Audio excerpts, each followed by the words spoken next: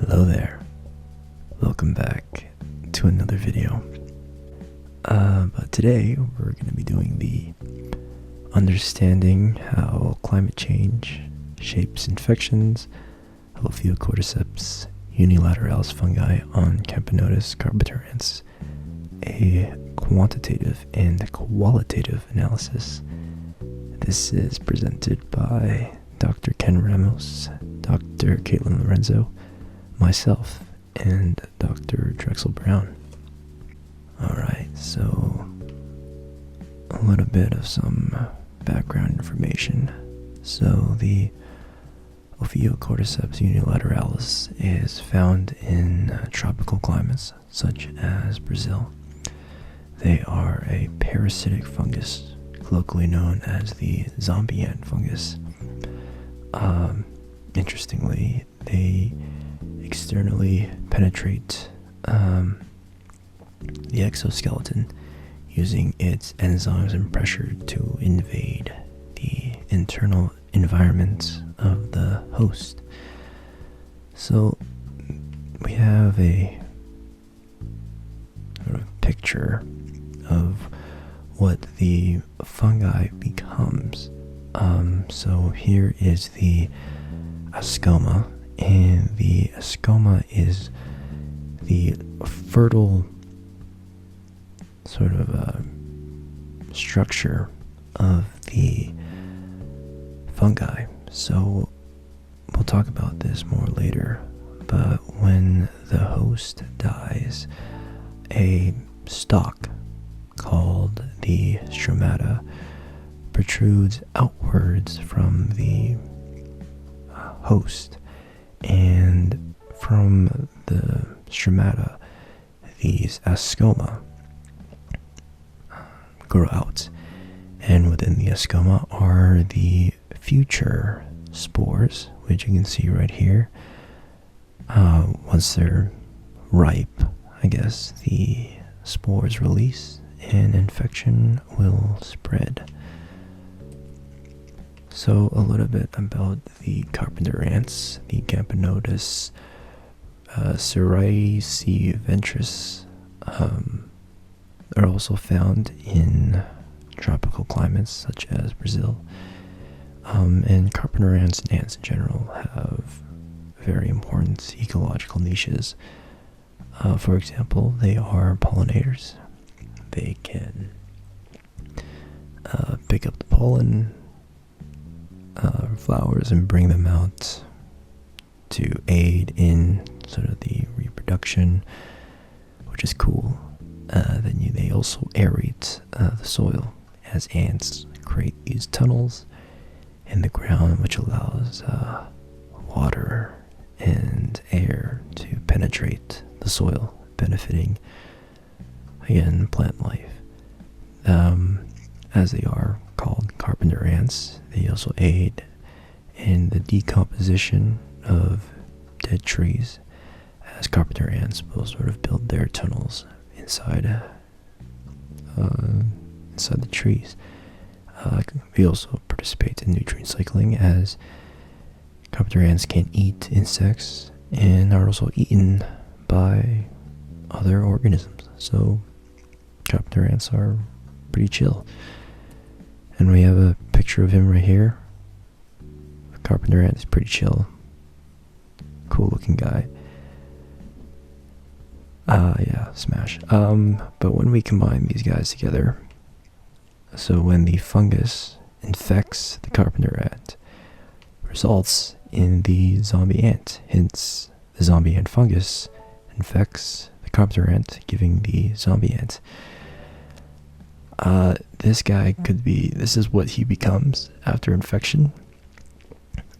So it doesn't really look too good. But yeah, we got so this is the stromata, the stalk that grows out of the dead guy.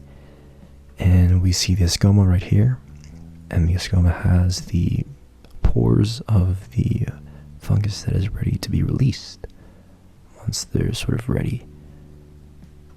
Yeah, so doesn't really, not a pretty look. Three characteristics of zombie ants. One, the parasitic phenotype behavior changes. They wander off and leave the colony. Two, there is morphological changes, so growth to the stalk that comes out of the body of these ants. And three, the death, or the death grip. They latch onto leaves and the formation of an ant graveyard as they fall from the leaves due to cordyceps growth. Next up, we will be discussing the particular knowledge gaps that are important to the purpose of this study. Although previous theories have outlined that higher temperatures on the Earth's surface likely have a positive relationship with fungal activity and reproduction, it is still not fully understood how the changing environment due to climate change is altering the mechanisms of this parasitic infection.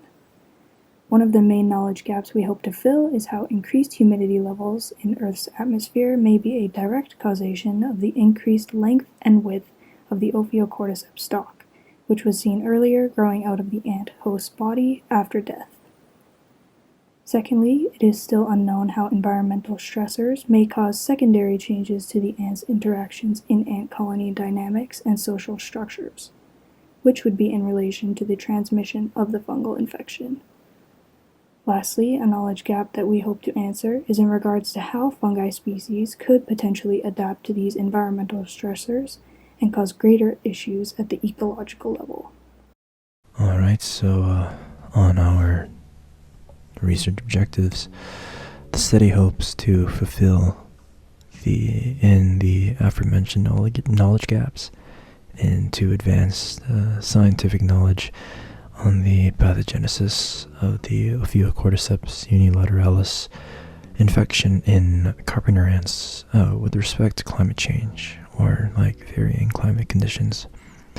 So our primary objective is to observe the rate of death due to infection in varying climate conditions. Our secondary objectives are to quantitatively measure sort of the length of the stromata, the stalk, which we have shown earlier, growth protruding from the cadaver. Secondly, to qualitatively determine the amount of growth of fungus within selected ants. So, for our hypothesis, if O. unilateralis fungal growth is dependent on environmental factors, then increasing temperature and humidity levels will increase the rate of insect death in this fungal infection in carpenter ants within a 3-week period. Perfect. Alright, so now we're going to move on to our proposed methodology. So the experiments will be performed in a closed research facility in Rio de Janeiro, Brazil. We ain't doing this outside because we don't want this fungus to get out into the public, or else we're gonna get in really big trouble. And we're gonna get sued and get poor, and we just don't want to get in trouble. So we got our research objectives in the corner, and so for our methodology, we're going to be creating mesocosms. Mesocosms are sort of like these guys, closed environments. That's what sort of mesocosms are. We're gonna lock up the ants in here. This is great for two reasons. One, we can sort of control other external factors that may influence our results, but allows us to manipulate our independent variables. So there's a greater sort of correlation with whatever happens in this mesocosm to our independent variables, which are the temperature and humidity. So yeah, we're gonna lock these ants in here. We're gonna mess with the temp and the humidity, and we're gonna see what happens. So we're going to simulate Brazilian environments using lab-grown vegetation. Brazil has laws where we can't just pick up trees, shrubs from the forest floor, because they have a law that's illegal. So we can't just do that. So we have to grow our own vegetation, and then we're going to put them in here so that we can sort of simulate the environment.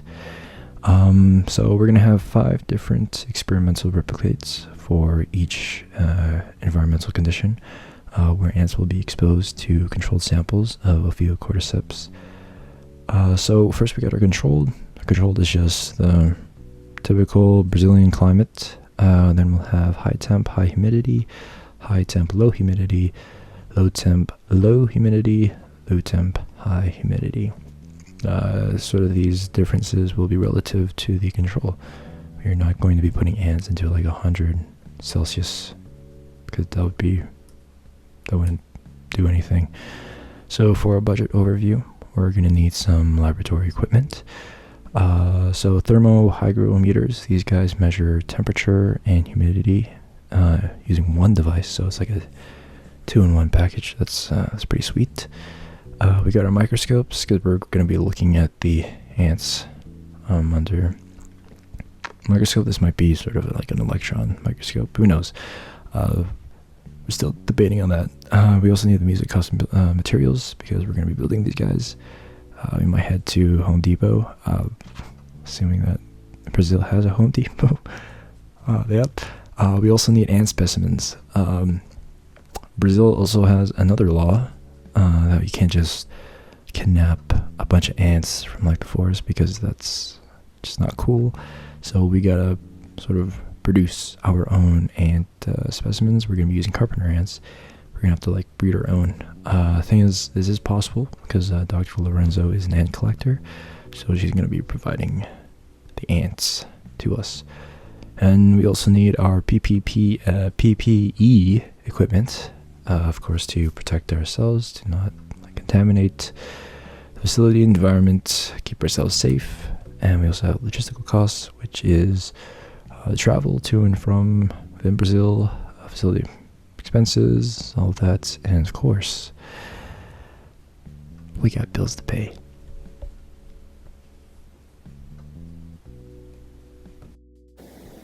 Next up, with our expected outcomes and impacts, there are 3 main points that our study hopes to achieve. Firstly, we hope to promote informative understanding on the topic of ant conservation and provide a greater knowledge of the infectious mechanisms between fungi and insect host species. Secondly, we hope to understand how fungal infections play a role in ant colony dynamics and their social structures. And lastly, we hope to provide further evaluation of research on fungal pathogens and the greater risk in tropical populations of ants. Next up, innovations.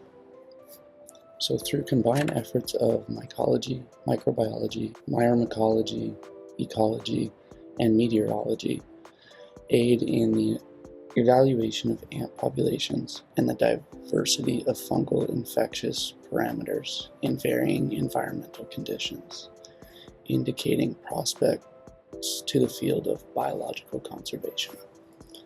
Local policy makers are in collaboration with this study to devise a plan of action in effort to mitigate the effect of climate change and supply potentially insight on the future of insect populations from conservation perspectives. All right, so now we got our conclusion to go to. So just, well, that's interesting. So just to conclude, our research question was, how does climate change affect Ophiocordyceps unilateralis infection growth in ants?